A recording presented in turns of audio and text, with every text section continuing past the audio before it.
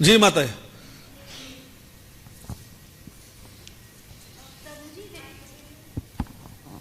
प्रभु जी, जैसे कि हम देखते हैं कि हम यहाँ पे मंदिर में जो आए हैं ईर्ष्यालु टाइप के लोग हैं, उन्हें तो हम अवॉइड कर सकते हैं, लेकिन हम क्योंकि सब हम अपने ऑफिस में जाते हैं, वहाँ भी काफ़ी ईर्ष्यालु और द्वेषी लोग हमें मिलते हैं।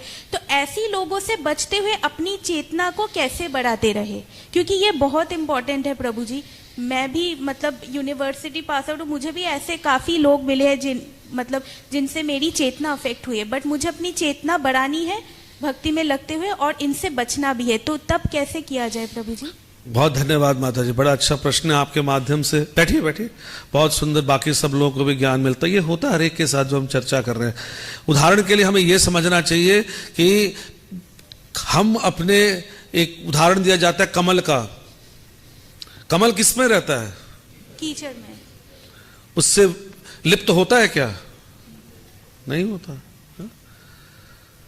और जो सुअर होता है वो क्या करता है?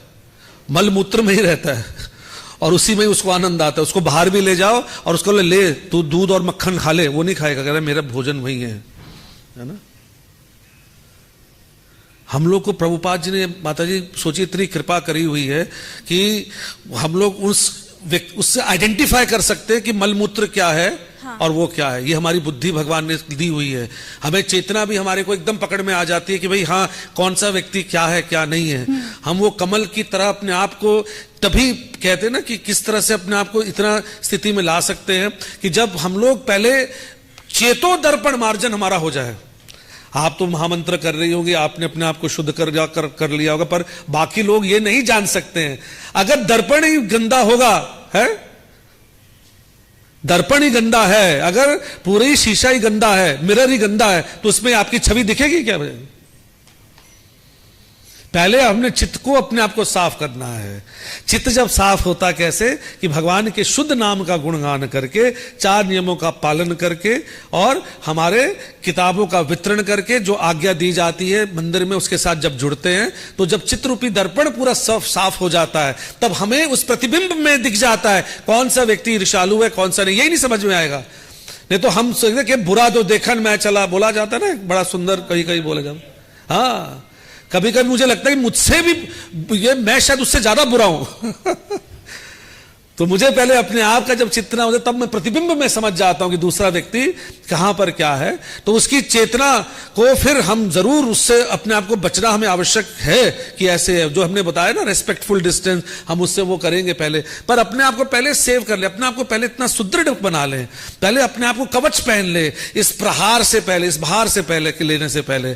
जैसे फौजी होता है, वो उसकी पूरी की पूरी क्या होती है, उसकी एक, उसको तैयार किया जाता है कि वो इतने सशक्त बन जाता है कि कभी कभी बाहर सिविलियंस उसको अगर गाली भी दे रहे हैं, कुछ और भी दे रहे हैं, ये कर रहे हैं, वो अपने आप को सहनशील बना दिया जाता है कि तेरे वजह से तेरे देश का नाम खराब होगा, तेरे यूनिट का नाम खराब होगा, तेरे कमांडिंग ऑफिसर का नाम खराब है, इसलिए उसके दिमाग में ऐसा बैठा हुआ होता है। तो हम चेतना को जरूर अपनी बचाना है, इसमें कोई शक नहीं है, पर पहले अपने आप को सशक्त करना है, अपने आप को बताना है। और फिर जब वो व्यक्ति, अगर इतनी ज्यादा नेगेटिव वाली बातें होती है, तो अपने आप को कोशिश करना चाहिए कि टॉलरेट करते ही रहना, क्योंकि वहां में रहना है उनके साथ में। पर अपने आप को अंदर ही अंदर अपने गुरु और कृष्ण के बाद शरण की जो हमारे को स्थिति मिली हुई है, उसके बारे में अपने आप को इतना सौभाग्यशाली समझना चाहिए कि मुझे भक्ति का मिला हुआ है। टॉलरेशन बहुत आवश्यक है, बहुत। और ये केवल शब्द मात्र नहीं है, ये भी एक तपस्या है। कलयुग के अंदर जंगलों में जाकर या केव्स में या गुफाओं में जाकर तपस्या करने की कोई मतलब नहीं बोला गया है। इस जंगल में, इस कलयुग रूपी ऐसे घमासान, ऐसे दावानल जगह में रहकर कृष्ण भक्ति करना ही तपस्या है। ये तपस्या बोली गई है। वाणी की तपस्या, शरीर की तपस्या, मन की तपस्या। तो हम अपने आप को सशक्त करें, अपने आप को स्ट्रांग बनाएं, चेतोदर बनाएं, अपनी चेतना को इतनी बना दे करने की हमारी वजह से वो प्रसन्न हो जाए। हमारा तिलक देखकर उसको भगवान की याद आ जाती है। तिलक का मतलब ही यही है।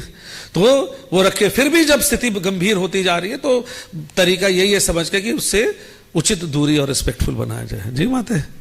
हरे कृष्ण। प्रभु जी एक और क्वेश्चन है, पूछ सकती हूँ? जी एक उनको पहले पूछ ले, फिर सेकेंड आज एक वो पीछे खड़े थे। अच्छा ठीक है जी। प्रभु जी वैसे तो आपने कहा कि हम मध्यम अधिकारी बने हैं, यानी इसके लक्षण क्या है, लेकिन प्रभु जी हमारे आसपास जो भक्त हैं हम उनका उचित सम्मान तभी कर पाएंगे जब हमें समझ में आएगा कि ये मध्यम अधिकारी है।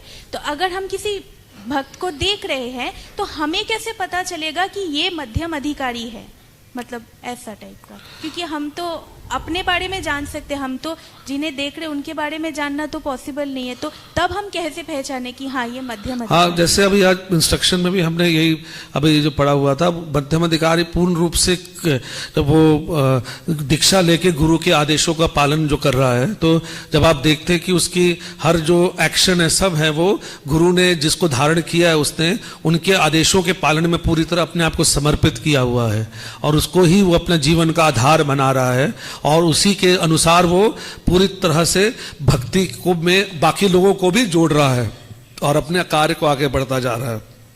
तो वो और प्रयास सबसे इंपॉर्टेंट है, वो वहीं तक सीमित नहीं है, वो क्या कहते हैं ना, कनिष्ठ से मध्यम से उत्तम अधिकारी की तरफ भी बनने के लिए प्रयास जारी है, उसको नेक्स्ट स्टेज पे भी जाने के लिए। यहां संतुष्ट नहीं है और उसका आधार ये कि मैं और आगे बढ़ूं और अपने से जो कनिष्ठ वाले को भी माध्यम तक लेकर आऊं।